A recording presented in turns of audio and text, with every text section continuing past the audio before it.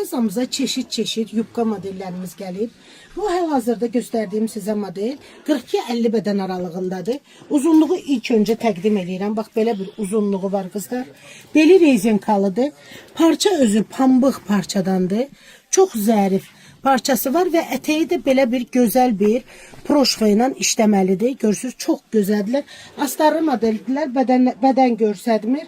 İkinci rengi, yanda da kızlar cibləri var. Bax belə yanda cibləri var özlərinin. İkinci rengimiz qara rəngdir. Klasik iki baza rəngi gətirmişəm sizin üçün. Qaranı da göstərirəm sizə, gözəlliyi bax. Gözəlliyə baxın, yubkanın gözəlliyinə qızlar.